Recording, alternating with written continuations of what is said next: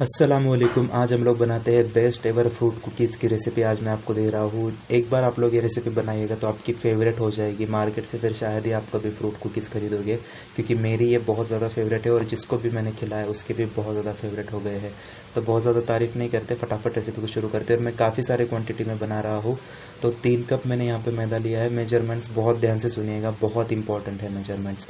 तो 3 कप मैदा और मैं काफ़ी ज़्यादा ही क्वांटिटी में बना रहा हूँ। आप लोग इस सेम प्रोसीजर को, रेसिपी को हाफ कर सकते हो। 3 कप मैदा है, 2 कप पिसी हुई चीनी है, पाउडर शुगर। 1 कप मैंने यहाँ पे टूटी फ्रूटी ली हुई है, रेड कलर की भी डाल सकते हो या कोई भी कलर की, मैंने सारे मिक्स कलर की ली है। हाफ कप कस्टर्ड पाउडर लिया है जो मार्केट में ईजिली मिल जाता है, आधा कप। काजू लिया है मैंने यहाँ पे आधा कप, बारीक बारीक चॉप करके लिए है। आपको आधा कप ही डालने हैं, उससे ज़्यादा मत डालिएगा या कम भी मत डालिएगा, बिल्कुल परफेक्ट है।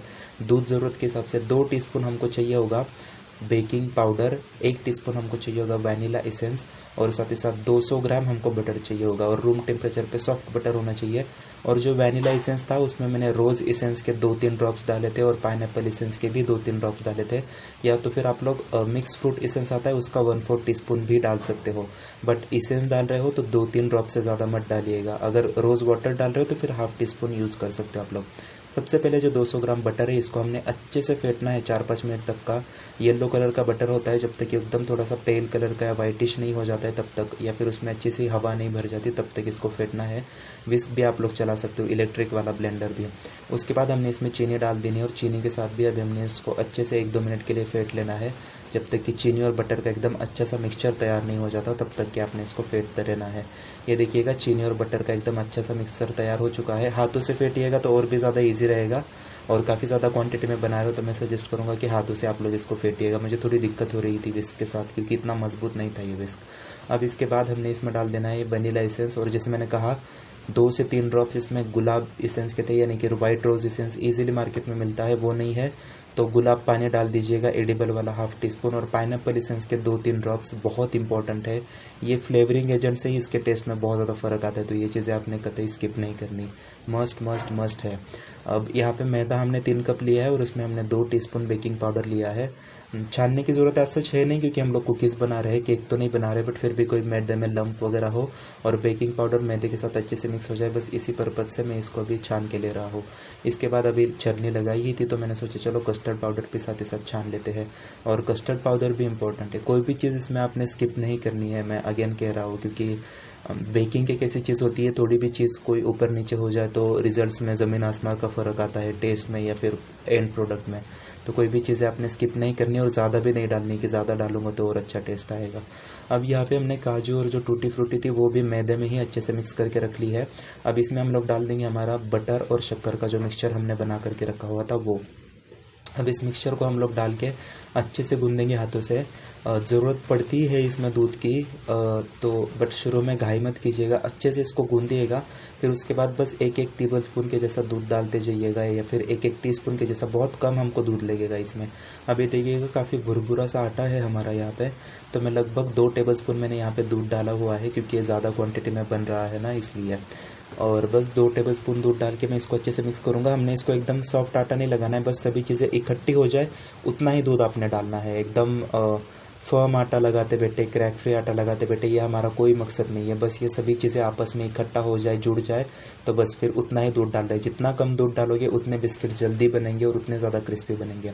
अब ये जो आटा था इसको रेस्ट वगैरह कुछ नहीं देना है, फटाफट हमने इसके, अब मैं आपको 2 तरीके बता रहा हूँ बिस्किट्स बनाने के। सबसे इजी वाला मैं आपको लास्ट में बताऊंगा, जो कि मेरा बहुत फेवरेट है और बहुत फटाफट उससे कुकीज़ बन जाते हैं। पहले ये जो आटा था इसको मैंने फैला दिया है, बट अगर से आपको अलग अलग डिज़ाइन, साइज़ और शेप्स के कुकीज़ बनाने तो फिर आप लोग ये तरीका फॉलो कीजिएगा। इसके बाद फिर मैंने यहाँ पे बटर पेपर लिया है, क्योंकि थोड़ा सा चिपक रहा था ये बेलन पे जब इसको हम लोग बेल रहे थे तो बस मैं इसको थोड़ा सा इवन कर लूँगा, कितनी मोटी मेरे को कुकीज़ चाहिए उस हिसाब से। बहुत ज़्यादा मोटा नहीं रखना है आपने, एक मोटा पराठा होता है उस हिसाब से आपने इसको रखना है। बट ये स्टेप मैं आपको नहीं सजेस्ट करूँगा कि आप करो, क्योंकि बहुत बड़ा प्लेटफॉर्म चाहिए पहले तो। बस मैं आपको एक आइडिया दे रहा हूँ, अगर आपके पास है तो फिर बिंदास कीजिएगा। कुकी कटर्स ईजिली मार्केट में मिल जाते हैं, मेरे पास खरीदे थे, मैंने तब से यूज़ ही नहीं किया था तो मैंने सोचा चलो यूज़ कर लेता हूँ। तो बस इसी प्रकार से कुकी कटर से आप लोग इसको जैसे आपका मन का शेप आपको चाहिए या साइज चाहिए उस हिसाब से आप लोग इसको कट कीजिएगा। अलग अलग साइज एंड शेप की कुकीज़ बना करके आप लोग तैयार कर सकते हो। तो बस अभी इसी प्रकार से मैं बना लेता हूँ, बाकी फिर मैं अपना फेवरेट तरीका आपको आगे बताता हूँ जो कि बहुत ईजी वाला है, हर कोई उसको कर सकता है। तो इसी प्रकार से ये देखिए यहाँ पे मेरे पास स्टार था, दिल था, स्क्वायर था, इस प्रकार के कुकी कटर्स थे। तो मैंने इस हिसाब से इसको बना लिया है। वो 180 डिग्री सेल्सियस पे प्री हीटेड अवन पे दोनों रॉड्स ऑन रख के, फ़ैन ऑन रख के हम लोग इसको बेक करेंगे। बहुत छोटे कुकीज़ थे तो 15 मिनट में अराउंड बेक हो जाएंगे। 12 से 15 मिनट के बाद एक बार चेक कीजिएगा। इसके बाद यहाँ पे मैंने क्लिंग फिल्म ली है। आप लोग चाहो तो बटर पेपर भी ले सकते हो, कोई भी प्लास्टिक का पेपर भी ले सकते हो। उसमें बस आपने ये जो हमारा कुकी का डो है ना, इसको इस प्रकार से फैलाना है। कितनी मोटी आपको कुकीज़ चाहिए, कितनी बड़ी चाहिए उस हिसाब से। और उसके बाद बस फिर आपने इसको इस प्रकार से थोड़ा शेप देना है।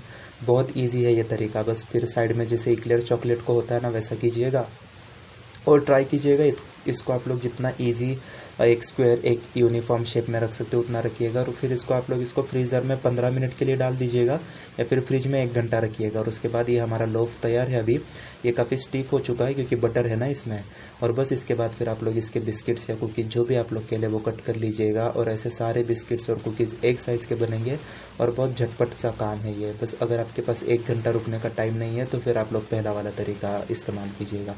और बस इसी प्रकार से मैं सारे कुकीज़ कट कर लेता हूँ। इसको भी मैं अभी जब तक पहला वाला बैच बन रहा है तब तक ये दूसरा वाला भी मैं ओवन में ट्रे में लगा करके रख देता हूँ। बीच बीच में थोड़ा सा गैप रखना है क्योंकि जो कुकीज़ है वो फूल करके बड़े हो जाते हैं।